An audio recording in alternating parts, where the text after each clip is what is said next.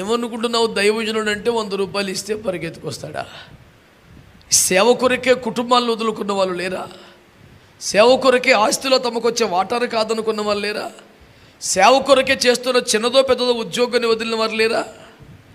సేవ కొరకే స్వజనుల చేత కూడా తృణీకరించబడి రోజు నిందలు పడుతున్న వారు లేరా? తమ కుటుంబాల్లో పెళ్ళిళ్ళ కన్నా సంఘ బిడ్డల యొక్క పుట్టినరోజును ఎక్కువగా భావించి అందరికీ దూరం అవుతున్న వాళ్ళు లేరా? అన్ని విధాలా నష్టపోతున్న సేవకులను పట్టుకొని 100 రూపాయలు ఇస్తే ఎవడైనా వస్తాడని మాట్లాడితే నాకు పిచ్చి కోపం వచ్చింది. యథార్థంగా మీ దగ్గర ఒప్పుకుంటున్నాను. సేవకుడు కదా, నీ కోపం రాకూడదు కంటే సేవకుడిని అయినందుకే వచ్చింది కోపం నాకు. సేవకులను ఆకర్షించే శరీర సంబంధ ప్రయత్నం నాకు అవి చూస్తేనే పిచ్చి కోపం వస్తుంది. మంచి భోజనము కలదండి. ఎవడనుకున్నావురా దైవజనుడు అంటే? మంచి భోజనం అనగానే ఆరాటపడి వస్తాడు ఆవిడన్న సేవకుడు. తిండి లేకపోతే నీళ్లు దారి బతికి సస్తాడు దైవజనుడు. కానీ ముద్ద పెడతామంటే ఎవరు పరిగెడతాడు? ముద్ద కోసం పరిగెట్టింది మోయాబుకి, ఎలీమెలెకు. దైవజనుడు కాదు. పోస్టు కోసం పరిగెత్తింది సొదొమకి, లోతుగాడు. ఎప్పుడు పడతాడు కాదు. 5 జతల బట్టల కోసం పరిగెత్తింది గేహజిగాడు, ఎలీషా కాదు. ఇంటడు బంగారు వనక ఉరకలెత్తింది బిలాము, అభిషక్తులు కాదు. ఎవడు అనుకుంటున్నావు దైవజనుడు అంటే? 100 రూపాయలు అయితే ఎవడన్నా వస్తాడు?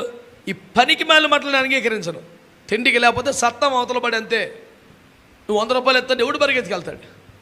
దేవుని సన్నిధి కోసం, దేవుని సేవ కోసం, దేవుని రాజ్యం కోసం, పరిశుద్ధ అభిషేకం కోసం, సమైక్య సమూహ సహవాస ప్రార్థనల కోసం కదిలి వచ్చాను తప్ప